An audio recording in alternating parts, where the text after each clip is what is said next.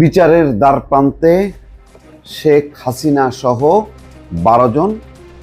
তারই অংশ হিসাবে শেখ হাসিনা, ওবায়দুল কাদের, বেনজির আহমেদ সহ 12 জনের বিরুদ্ধে রেড নোটিশ জারির চিঠি ইন্টারপোলে আবেদন করা হয়েছে, যাতে রেড নোটিশ জারি করা হয়।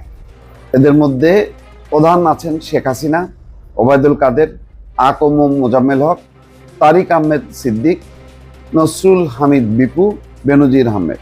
জুলাই গণঅভ্যুত্থানে ক্ষমতাচ্যুত প্রধানমন্ত্রী শেখ হাসিনা সহ 12 জনের বিরুদ্ধে রেড নোটিশ জারির জন্য আন্তর্জাতিক পুলিশ সংস্থা ইন্টারপোলের কাছে আবেদন করা হয়েছে।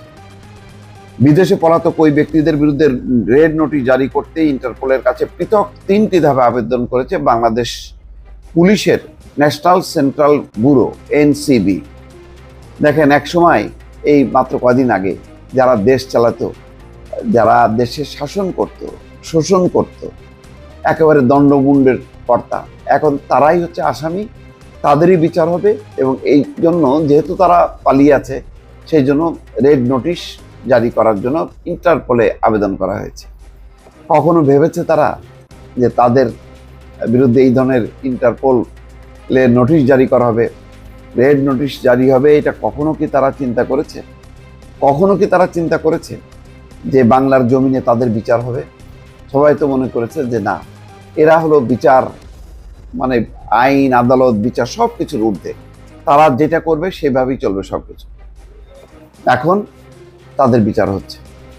শেখ হাসিনা সহ যাদের বিরুদ্ধে রেড নোটিশ জারির আবেদন করা হয়েছে তারা হলেন আওয়ামী লীগের সাধারণ সম্পাদক ওবায়দুল কাদের, সাবেক স্বরাষ্ট্রমন্ত্রী আসাদুজ্জামান খান কামাল, আকম মোজাম্মেল হক, হাসান মাহমুদ, সাবেক পররাষ্ট্রমন্ত্রী জাহাঙ্গীর কবির নানক, মহিবুল হাসান চৌধুরী, শেখ ফজলে নূর তাপস, মেজর জেনারেল তারিক আহমেদ সিদ্দিক, সাবেক বিদ্যুৎ প্রতিমন্ত্রী নসরুল হামিদ এবং মোহাম্মদ আলী আরাফাত এবং আইজিপি বেনজির আহমেদ। পুলিশ সদর দপ্তর বলছে, আদালত, প্রসিকিউশন অথবা তদন্ত সংস্থার অনুরোধের প্রেক্ষিতে পুলিশ সদর দপ্তরের এনসিবি শাখা ইন্টারপোলে রেড নোটিশ জারির আবেদন করে থাকে। পুলিশের সূত্র বলছে, শেখ হাসিনা সহ যে 12 জনের বিরুদ্ধে রেড নোটিশ জারির আবেদন করা হয়েছে তাদের মধ্যে বেনজির আহমেদের বিরুদ্ধে করা আবেদনে আর্থিক অপরাধের অভিযোগ তুলে ধরা হয়েছে। অন্যদের বিরুদ্ধে করা আবেদনে মানবতা বিরোধী অপরাধে জড়িত থাকার তথ্যপত্র যুক্ত করা হয়েছে।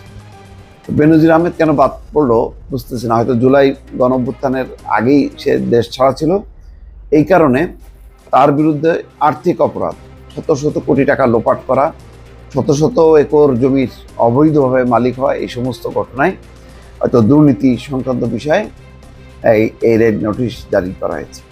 শেখ হাসিনা এবং বেনজির আহমেদ ছাড়া অন্য 10 জনের বিরুদ্ধে এনসিবি থেকে ইন্টারপোলের কাছে আবেদন করা হয় 10ই এপ্রিল। এর আগে তাদের বিরুদ্ধে ইন্টারপোলের মাধ্যমে রেড নোটিশ জারি করার জন্য স্বরাষ্ট্র মন্ত্রণালয় পুলিশ সদর দপ্তরে নথিসহ চিঠি পাঠায় আন্তর্জাতিক অপরাধ ট্রাইব্যুনালের চিফ প্রসিকিউটর কার্যালয়।